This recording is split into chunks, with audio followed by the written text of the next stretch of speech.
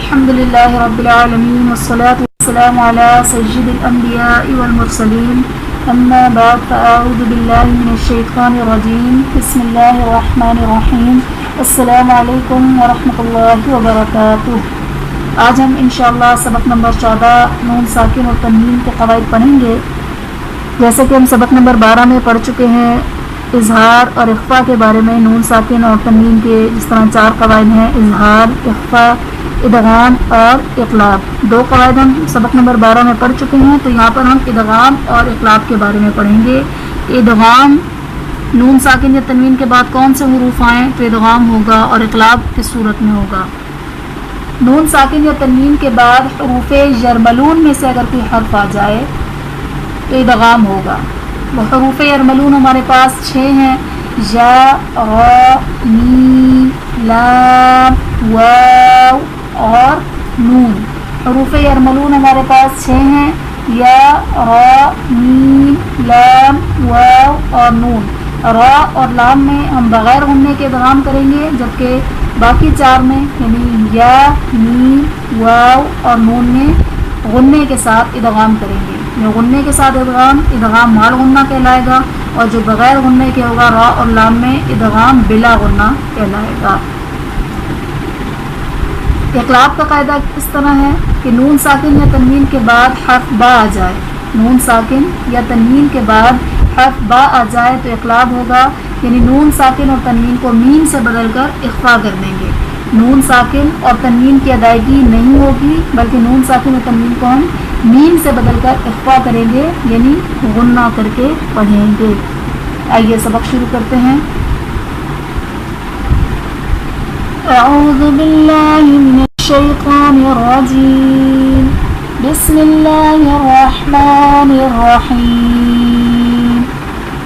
میم، نون، یا زبر مئی، یا زبر یا مئی، یا، قاف، واو پیش قو، من یقو، لام پیش لو، من یقول،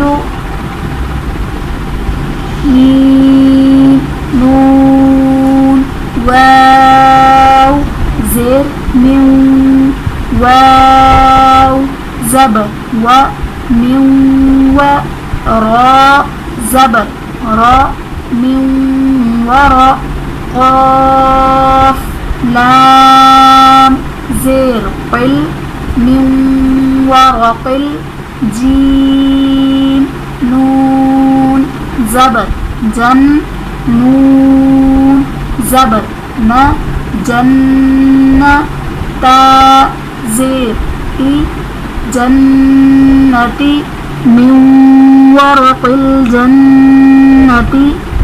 اب اس میں نون ساکن کے بعد حروف یرملون میں سے واو آ رہا ہے، تو یہاں پر ادغام مال غنہ ہوگا، اور جنتی میں نون مشدد ہے، اس لیے یہاں پر ہم غنہ کریں گے۔ میم، نون، یا زیر میم، یا، واو زبر یو، می یو، میم، دو زیر من، می یو من، میم، نون، واو زیر من، واو زبر و، من و، لام یا زیر لی، من ولی، یا دو زیر جن، من ولی جن۔ اب اس میں بھی نون ساکن کے بعد حروف یرملون میں سے واو ہے، تو یہاں پر ادغام مال غنہ کا قاعدہ ہوگا۔ امید ہے ہجے سمجھ آ گئی ہوں گے، تو اب راما میں پڑھتے ہیں۔ من نشہد، من مثلہ، من نصیر، من نطفۃ، من ربک۔ اب یہاں پر دیکھیں نون ساکن کے بعد حروف یرملون میں سے را آ رہا ہے تو یہاں پر ہم غنہ نہیں کریں گے بلکہ ادغام بلا غنہ کریں گے، یعنی بغیر غنہ کے ادغام کریں گے۔ مِن ربہم، اس میں بھی نون ساکن کے بعد حروف یرملون میں سے را ہے تو ادغام بلا غنہ ہوگا، جبکہ با حرف قلقلہ مشدد ہے تو یہاں پر ہم قلقلہ خوب جماؤں کے ساتھ ادا کریں گے۔ مِن لدنہ، اس میں نون ساکن کے بعد حروف یرملون میں سے لام آ رہا ہے تو یہاں پر بھی ادغام بلا غنہ ہوگا، یعنی غنہ نہیں کریں گے۔ یکن لہ کتابا یلقاہ، اس میں تا پر کھڑا زبر ہے تو الف مدہ کے قائم مقام ہے، اور یا ساکن تنوین کے بعد حروف یرملون میں سے یا آ رہا ہے تو یہاں پر ادغام مع الغنہ ہوگا۔ قاف کے اوپر بھی کھڑا زبر ہے جو کہ الف مدہ کے قائم مقام ہے، اس لیے سے بھی ایک الف یعنی 2 حرکات کے برابر کھینچ کر پڑھیں گے۔ رجل یسعی ہدی وذکری وجوہ یومئذ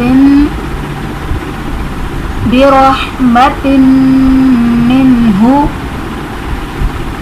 سراجا منیرا حطة نغفر لكم خلق نعيده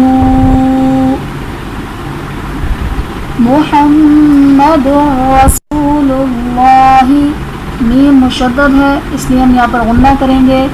محمد میں تنوین کے بعد دال پر تنوین ہے، اس کے بعد حروف یرملون میں سے را آ رہا ہے تو یہاں پر ادغام بلا غنہ ہوگا، یعنی ہم یہاں پر غنہ نہیں کریں گے۔ اور رسول اللہ میں واو ساکن سے پہلے پیش ہے، واو مدہ کا قاعدہ بن رہا ہے، اور اس میں جلالت اللہ عز و جل کے لام سے پہلے پیش ہے تو اس لیے ہم اس میں جلالت اللہ عز و جل کے لام کو پر یعنی موٹا کر کے پڑھیں گے۔ رؤوف الرحیم مصدقا لما، صاد حرف مستعلیہ اس لیے پر پڑھیں گے، دال حرف قلقلہ جو کہ مشدد ہے اس لیے اس میں خوب جماؤں کے ساتھ ادائیگی کریں گے۔ مصدقا لما میں تنوین کے بعد حروف یرملون میں سے لام ہے تو یہاں پر بھی ادغام بلا غنہ کا قاعدہ ہوگا، یہاں پر ہم غنہ نہیں کریں گے۔ ویل لکل، یہاں تک ہم نے جتنا سبق پڑھا اس میں تمام جو مثالیں تھیں جو کلمات تھے ان میں ہم نے ادغام مال غنہ اور ادغام بلا غنہ کی مشق کی، ہجے بھی سیکھے اور رنا بھی پڑھا۔ اب اس کے بعد ہم اقلاب کی مشق کریں گے اور اقلاب کے ہجے بھی سیکھیں گے۔ میم نون زیر من با عین زبر با من با دال زیر دی من بعض۔ اب یہاں پر جب ہم میم اور نون اس دونوں کو ملائیں گے تب ہم یہاں پر اقلاب کا غنہ نہیں کریں گے۔ نون ساکن کے بعد جب با اس کلمے میں شامل ہوگا، جب ہم اجوں میں اس کو ملائیں گے اس کے بعد ہم نے نون ساکن کو میم سے بدل کر اخفا کرنا ہے یعنی غنہ کرنا ہے، پہلے ہم نے میم نون میں غنہ نہیں کرنا۔ یہاں پر اخلاق کا قاعدہ بنے گا میم نون زیر من با قاف زبر بق من بق لام زیر لی من بقلی ہا الف زبر ہا من بقلہا۔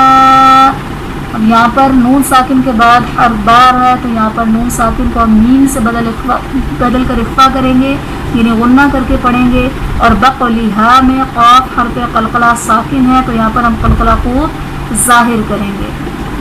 حمزہ نون زبر ان با حمزہ زیر ب ام ب ہا میم پیش ہم ام ب ہم نون ساکن کے بعد حرف با رہا ہے تو یہاں پر اقلاب ہوگا، یعنی نون ساکن کو میم سے بدل کر اخفا کریں گے، یعنی غنہ کر کے پڑھیں گے. اور اس کے بعد حمزہ ساکنہ ہے جسے ہم جھٹکا دے کر پڑھیں گے. حمزہ ساکن کہیں بھی ہوگا اسے ہم ہمیشہ جھٹکا دے کر پڑھیں گے. انبئہم، لام زبر لا، جا نون پیش، ین لین، با زبر با لجن با، ذال نون زبر ذن لین بذن، نون زبر نا لین بذن. امید ہے اقلاب کے ہجے بھی سمجھ آ گئے ہوں گے. تو اب رواں پڑھتے ہیں. قولا بلیغا خبیرا بصیرا جنت بربوة کرام بررة حل بهذا صم بکم. یہاں پر ہمارا سبق نمبر 14 مکمل ہوا الحمدللہ. امید ہے سب کو سمجھ آ گئی ہوگی. اگر کچھ بھی اس سبق کے حوالے سے یا پچھلے اسباق کے حوالے سے پوچھنا چاہیں تو آپ کمنٹس میں پوچھ سکتے ہیں. اللہ تبارک و تعالیٰ سے دعا ہے کہ وہ ہمیں درست مخارج کے ساتھ قرآن پاک پڑھنے کی، اس پر عمل کرنے کی، دوسروں تک پہنچانے کی سعادت مرحمت فرمائے. آمین آمین یا رب العالمین بجاہ النبی الامین صلی اللہ تعالیٰ علیہ وآلہ وسلم. آخر میں آپ سے درخواست ہے کہ ہمارے چینل کو لائک کریں، شیئر کریں، سبسکرائب کریں اور بیل آئیکن کو پریس کریں تاکہ ہماری ہر آنے والی ویڈیو آپ تک پہنچ سکے. السلام علیکم ورحمۃ اللہ وبرکاتہ.